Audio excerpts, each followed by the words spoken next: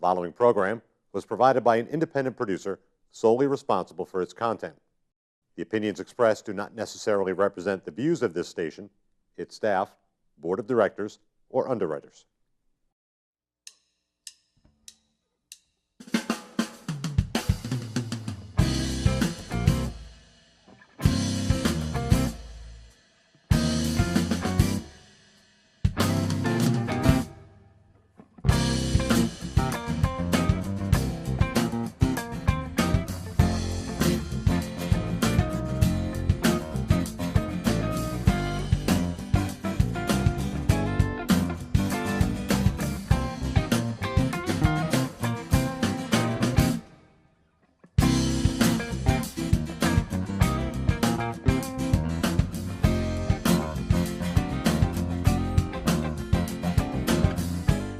Welcome to Gate City Chronicles. I'm Kevin Avard, your host. And today I have a guest from Cornerstone, Ellen Kolb. Hello. Welcome to the show. Thank you, Kevin. I appreciate you coming on the show.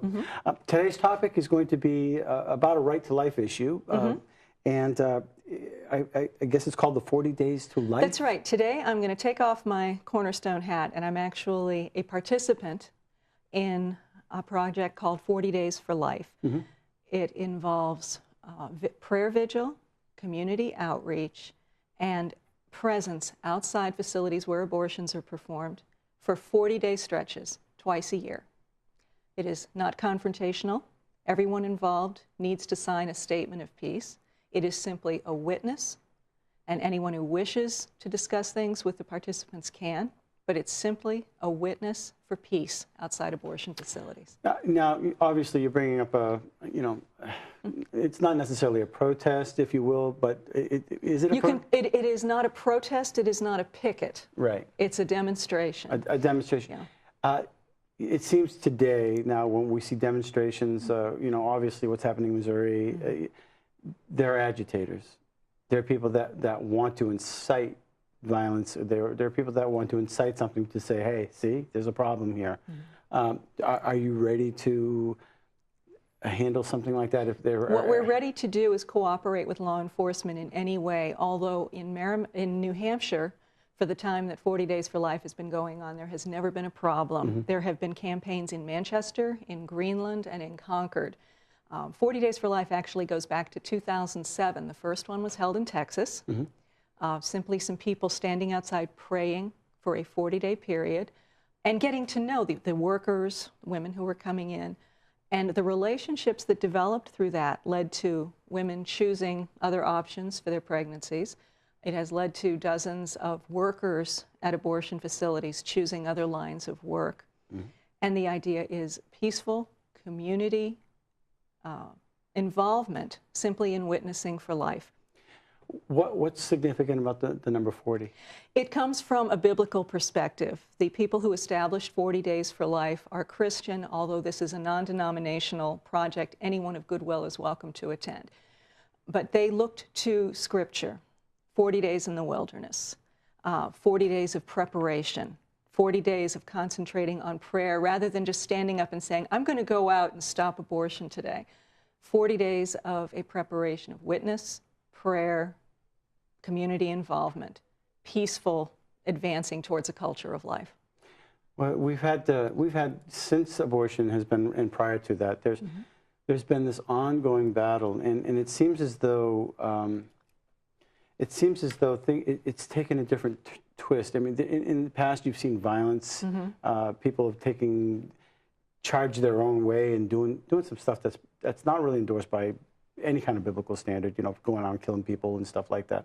That guy who killed the doctors or the abortion. He murdered them. He murdered George Tiller, and he is serving time for it. And that's never endorsed by the pro-life people, and I've never seen anybody. But there are always people that seem to ruin it. Right. Well, for 40 Days for Life, this harkens back to something that actually Martin Luther King and the Southern Christian Leadership Conference did back in the 60s. If you were to participate in one of their demonstrations, you signed a commitment to peace. 40 Days for Life has the same thing. It's a statement of peace. Anyone who is to be on the sidewalk under the 40 Days for Life banner commits to cooperation with lawful authority, commits to not blocking the sidewalk, commits to being respectful of everyone entering and leaving the facility. And that's very important. It's very important. And he accomplished great things in the name of peace. And obviously, it seems like that's taken a different turn these days. Well, this is something that it didn't just get, nobody sat down and had a strategy session and said, how can we get good PR? This grew out of a single process in Texas where people praying peacefully could see that it was the relationships built over time that made a difference.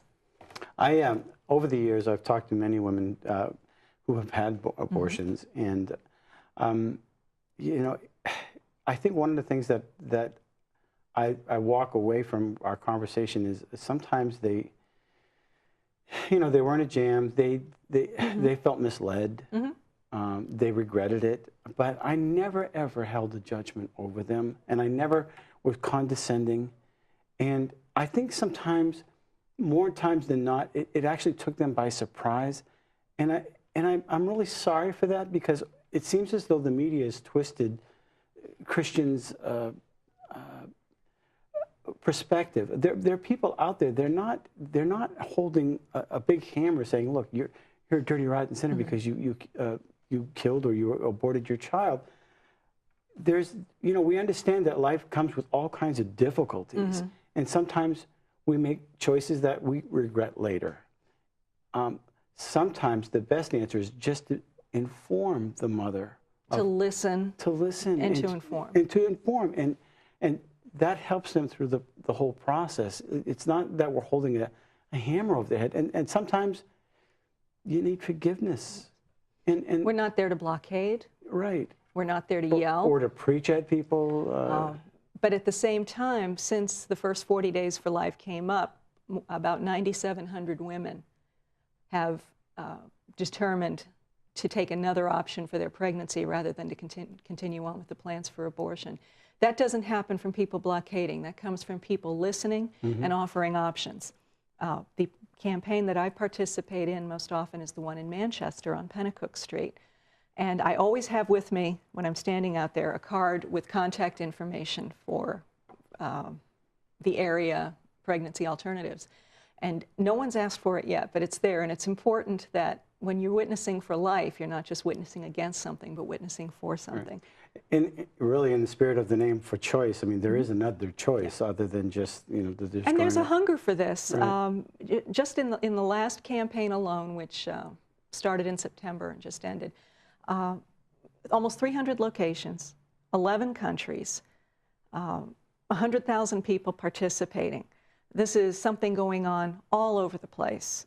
There's a hunger for it, and it's growing. And in New Hampshire, there are opportunities for people to become involved in this. In fact, the next campaign is beginning in mid-February. Every year, there's always one that begins on Ash Wednesday and ends on Palm Sunday. And because Easter's early, it's not exactly going to be a spring campaign. It'll be a winter campaign. But anyone looking to be a leader is invited to contact 40 Days for Life now, and anyone who wants to participate will have a chance to sign up. And participating can be as simple as asking your faith community to pray, or asking your faith community to commit to covering a certain number of hours. In Manchester, for example, 7 a.m., 7 p.m., 7 days a week, we seek to have people on the sidewalk praying, witnessing quietly.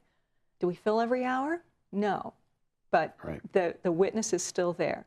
I was there 7 in the morning, twice a week. I am not a morning person, but I thought it was important it's that a hour. sacrifice, yeah. Well, when the workers come in, they see someone there. And the workers can be very suspicious. The first time I was there and the workers came in, the first one did not get out of her car until the second person came in and they walked in together. Well, I'm harmless. But there's a great concern inside the building. What are these people here for? We're here to pray. Anyone who intends violence for them puts us at just as much risk. Is there a buffer zone? Not at this time. It's interesting.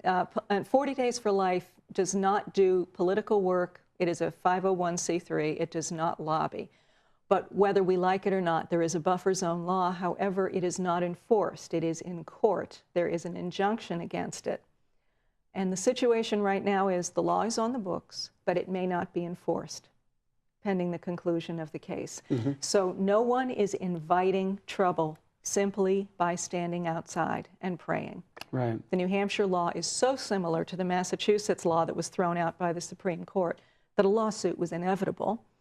And once it was filed, all parties agreed that for now, until there is a conclusion, we will not enforce it. What was the genesis of the buffer zone? Who initiated that? And was there just cause for it? Well, that's getting into a political concern, but I'll comment on that saying, again, 40 Days for Life is not a political group. There were representatives of abortion providers who found sponsors on both sides of the aisle saying that it was a matter of safety for women and for workers to keep witnesses outside the facility across the street, up to 25 feet away. Each abortion facility under this law could determine for itself how far the buffer was, up to 25 feet. But it turns out they could not find a single law enforcement official from Manchester or Greenland or Concord to testify to trouble because there hasn't been any. Oh, amen. There has not been arrests for, and what the court determined for the Massachusetts law that was thrown out was, well, did you enforce laws against harassment? No. Did you enforce laws against simple assault? No. Was there any step that you took to get to buffer zone? No. You simply said no presence outside the facility, and the court said you can't do that. Right, there was no You precedent. have to enforce what's there. And 40 Days for Life is not there to push buttons or push envelopes or give the cops something to do. Right. We're simply there to witness for life. And are you getting good response? The response we're getting depends on the area that we're in. In Manchester, it's on the facility's on a residential street. The residents would like for things to quiet down. So 40 Days is not there to chant. We are there to pray. So we try to be good neighbors. In Greenland, where it's going on, it's a different situation because it's set back from the street. But again, there are some houses nearby. And with every campaign, there are people who, for the first time, see 40 Days and go, what are you people here for? Are you here to blockade traffic? Are you here to call us names? And the answer is no. It's an ongoing process to meet the neighbors and help understand. Choice comes both ways. Our choice is to be here and witness for life. So I can't wait for the next one. I'm looking forward to it. When is this one coming up? The next one coming up is going to be February 18th, and okay. it's running until March 29th. And that is in? We are looking for leaders right now. Typically, there's a campaign in Manchester, and there's one in Greenland. In the past, there's been one in Concord as well. It depends, where will leaders come from, and will faith communities step up? We really want to invite leaders of faith communities, both lay and ordained. Find out about this, because this is a wonderful project for someone who thinks, what can I do to stand in the gap for women? Do more than just, is it just Catholics, Baptists, Pentecostals, Well, Assembly it's of God? funny because each community has a different character. The one in Manchester, I am Catholic, and many of the participants there are. In Texas, where it began, the first place in College Station, Texas, was evangelicals. But it depends on the community and who steps up. As I said, all people of goodwill are welcome to participate. And if you think that one community has a certain characteristic, the way to change that is get another church in there. Right. Bring it on. Yeah. Bring it on. Well, I mean, but the faith community, they can work together because they all tend to agree, a majority of them anyway, tend to agree on this. You'd be hard-pressed to find a community that can say no to peaceful witness for life, peaceful, respectful witness. I'm not an outside agitator. New Hampshire's my home. It's been my home for decades. And those of us on the sidewalk in Manchester, we are neighbors from Manchester. This is our home. We have an investment in what comes in the future. We're not just here to get a headline and then move on to the next thing. This is home. Right. And you know, people that actually pray believe that God does answer prayers. Otherwise, they're not why waste your time. Right. And sometimes the effect that you have is not something I can see. Right. Just somebody going by. In fact, the most interesting conversations I had when I participated the last time was when I was there on the weekends. It's a very, very quiet street on the weekends. And people walking back and forth to the store, to Rite Aid, would just stop and ask, hey, can you tell me what you're doing here? No one so much as gave me a foul look. They were interested in listening. I was listening back to them. It was an opportunity for the community to get stronger. Right. And yeah, I personally believe in prayer, and I believe that God does answer prayers. And when you have a number of people in communion together agreeing, many good things can happen. And usually when people come with a positive attitude, just that energy in itself is something that the neighbors can witness and see that, there is something good here. And that energy also gives rise to things like alternatives to abortion. Right. It helps, anything that helps build that up, a positive witness for life, will strengthen the local agencies that are helping women find alternatives. Right. You'll find more people volunteering, you'll find more people offering their professional services. When there's a witness for life, that changes the culture. Are there alternatives? What are the alternatives for abortion? Where do people find help? Because usually, it's a quick, simple fix, and nobody can know about it. Well, the first place a woman finds help is from someone willing to listen. Right. Frederica Matthews Green, who helped found Feminists for Life years ago, I think nailed it, said, women want abortion the way an animal caught in a trap wants to gnaw off its leg. It's not a first choice. Right. First thing to do is listen. But also have agencies like CareNet, like Birthright, like Our Place, that provide practical help, medical referrals, referrals for a place to live if necessary, diapers. And Our Place is one example. It's a Catholic Charities project. It helps pregnant and parenting teens, carries through pregnancy, and helps the parents get started. It's a comprehensive program, not a one-time thing. Things like this are popping up all over the state. Yeah, I know here in Nashville there's an organization called The Front Door where they help young women. I don't know if you've heard of it. I've heard of it. Yeah. That's what it is. It's in the community saying not just don't do this, but we can help with that if this meets your needs, and what do you need? Right. Listening is the first thing a woman in a crisis pregnancy needs, because she's probably not getting much of that. And it's a serious issue, too. It is. Well, I've been doing this a long time. Yeah. When I moved up to New Hampshire in my 20s with one baby, my husband and I have raised 5 kids. And I figured when I was 20 years old, we're going to have this solved. We're going to have Roe versus Wade will be gone right now. Well, here I am 35 years later. But you know what?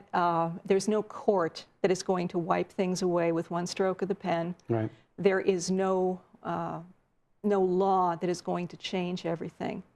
It's going to be one relationship at a time, one prayer at a time, peaceful witness, determination, and simply refusing to go away. That doesn't mean you get in someone's face. It simply means, no, I'm here. And it's important. Think about it, and I'm all ears. It is, and I look forward to meeting people who want to participate in 40 days. There's always, always room for more. 40 Days for Life has a website.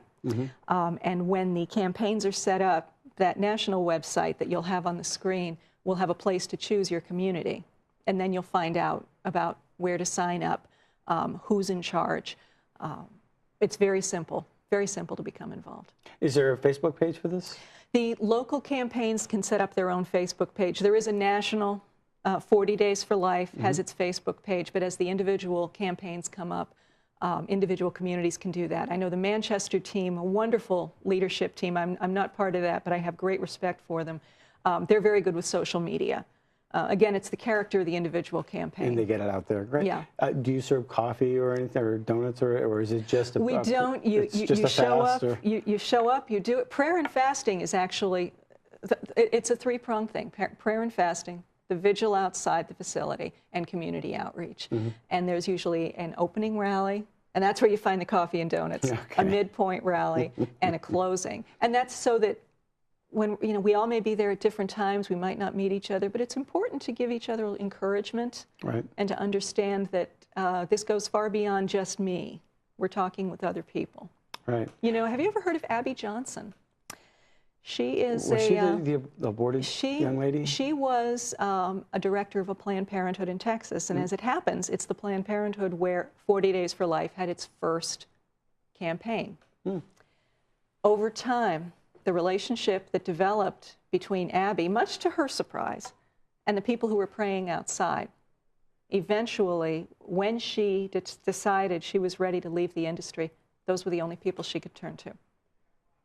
And since then, she has made a life out of working to encourage abortion workers, saying you do have another place to go. And she's promoted 40 Days for Life. These little things, just talking over the fence, and there is a fence, being willing to take a certain amount of verbal abuse and just be there in peace, can bear fruit in ways that none of us can tell. You know, in church this week, it may seem like a cliche, but Pastor Mike was actually talking about love. Agape love. Yes. The kind of love, not that the world gives, where, oh, I love you this minute, and the love that endures, the love that gives selflessly, not selfishly, but recognizing we're a community of people created by God. And love is the most powerful thing that you can display. Basically, God Himself is in the act of love, and that is kindness, gentleness, it's peace. How can you resist that? I think that's very true. If I wake up in the morning saying, I'm going to close down this facility today, right. What's likely to build more of a culture of life? Waking up determined to do that, or waking up saying, I'm going to be on that sidewalk. And anyone who wants to talk, I will listen. Right. Yeah. That's my approach. Sure. Any closing thoughts about the events? How can people get in touch with you? I'm sure we have your website up. Keep an eye on the website. Anyone who's interested in learning to lead a campaign, this is an excellent time to go on the website because there's information about that. Anyone who'd like to participate next February, take a look at the 40 Days for Life Manchester Facebook page, and that'll give you an idea. It gives you the flavor of the campaign and the people who are involved. It's a wonderful, peaceful project, and I look forward to meeting more people who'd like to do it. Obviously, people can pray from their homes, but yes. Are there other ways that they can help? Can they contribute in any way? Is there a vehicle for that? Each local campaign, as I said, it's a 501c3, so it is a tax-deductible donation. That can be done online, and each local campaign will have a way for that to be done. But it is, even the IRS recognizes it as charitable work. We can pray for them too, right? But it's a wonderful project. It's one of the most exciting things I've seen in 30 years of pro-life work. I'm so happy it's in New Hampshire. And we have wonderful leadership teams, and I look forward to meeting more people who want to get involved. Well, thank you for coming on the show to talk about it. Thanks for having me. I'm honored. And thank you for watching Gate City Chronicles. And if you want to get involved, please contact Ellen or check out the website or the Facebook page. Obviously, love is the answer, and this is, people are going through difficult times and are making hard choices. Is a prayer going to hurt? So until next week, thank you for watching Gate City Chronicles, and we want to thank our sponsor, Avard, the Dean of Clean. You can reach them at 603-521-7657. If you need your carpets cleaned, call Avard. The preceding program was provided by an independent producer solely responsible for its content. The opinions expressed do not necessarily represent the views of this station, its staff, board of directors, or underwriters.